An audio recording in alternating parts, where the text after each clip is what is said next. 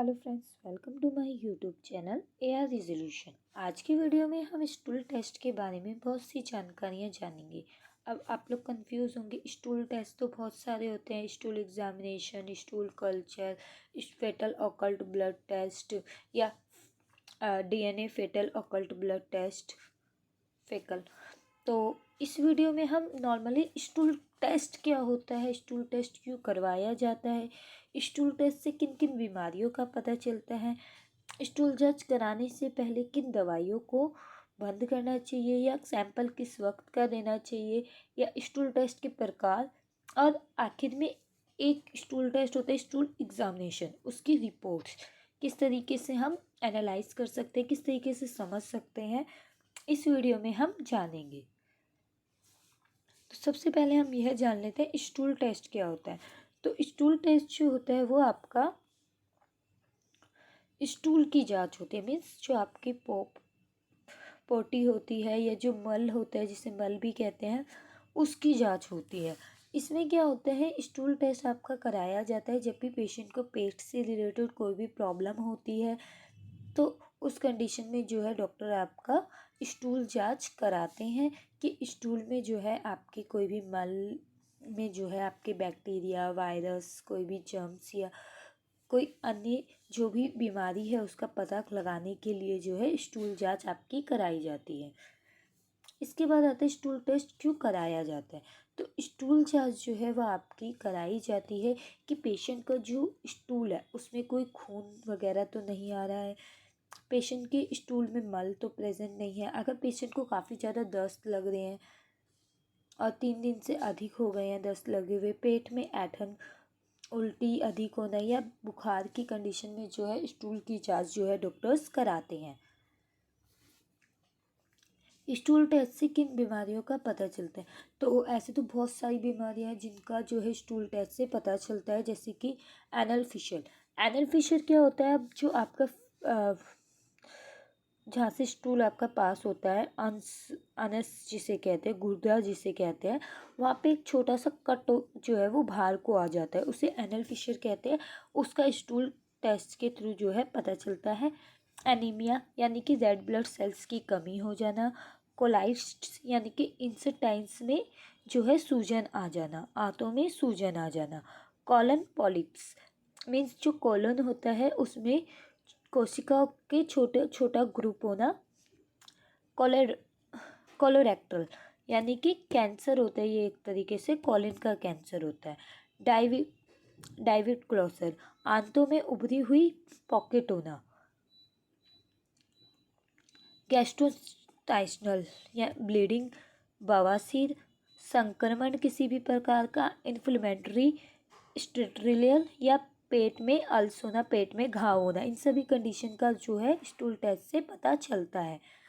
अगर आप stool test कराने जा रहे हैं तो उससे पहले ज़रूर अपने डॉक्टर को अपनी मेडिसिन्स बताएं कि आपकी ये मेडिसिन चल रही है, क्योंकि क्या होता है कई बार हम ऐसी मेडिसिन्स भी खा लेते हैं जिससे जो है स्टूल की जो रिपोर्ट आती है वो एक्यूरेट नहीं आती।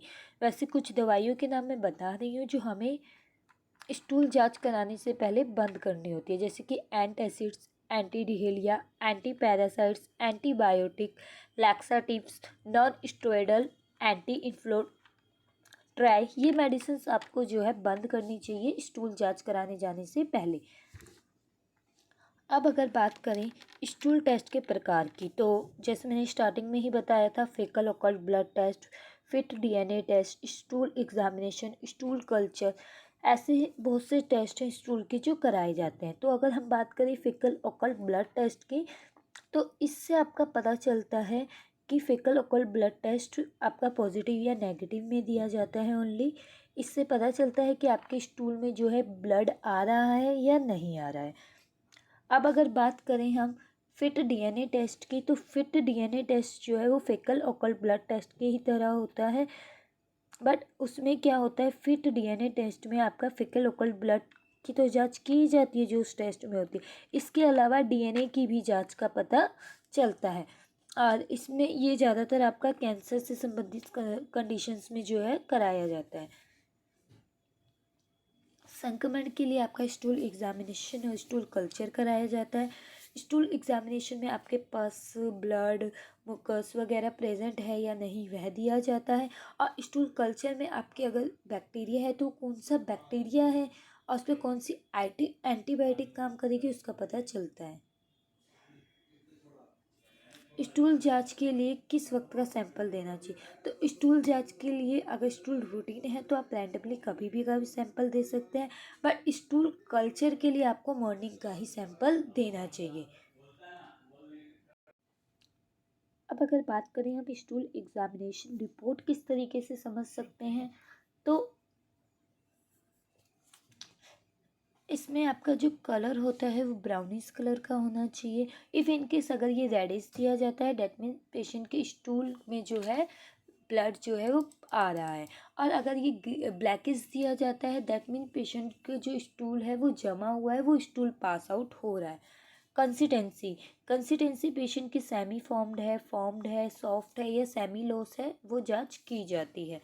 पस सेल, पस सेल आपकी हमेशा एब्सेंट दी जाती है या 1 या 2 दी जाती है, बट इफ़ इनकेस अगर ये प्रेजेंट है डेट मीन पेशेंट को जो है बैक्टीरिया स्टूल के साथ पास आउट हो रहा है।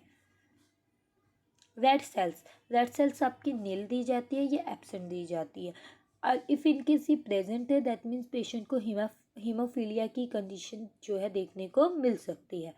बैक्टीरिया आपका एब्सेंट दिया जाता है नॉर्मली। एक पर अगर ये प्रेजेंट दिया जाता है डेट मीन पेशेंट को जो है बैक्टीरिया की प्रॉब्लम हो सकती है। पैरासाइट्स, पैरासाइट्स आपने सुना होगा जिम्बिगुलिया ज्यूरिया जो है एब्सेंट दी जाती है आपकी, बट इन्फेक्शन की कंडीशन में ये आपकी प्रेजेंट दी जाती हैं। रीस्ट सेल्स, रीस्ट सेल्स आपकी एब्सेंट दी जाती है बट डिहारिया की कंडीशन में ये प्रेजेंट दी जाती हैं। फैट ग्लोबल्स आपकी एब्सेंट दी जाती है। अनडाइजेस्टिव फूड्स आपका एब्सेंट दिया जाता है, बट इफ़ इनकेस अगर पेशेंट का जो है फूड डाइजेस्ट नहीं हो रहा है तो उस कंडीशन में ये आपकी प्रेजेंट दी जाती है। और यह जो आपकी सेल्स जो है चेक की जाती है ये हमेशा आपकी 40x हाई पावर फील्ड पर चेक की जाती हैं।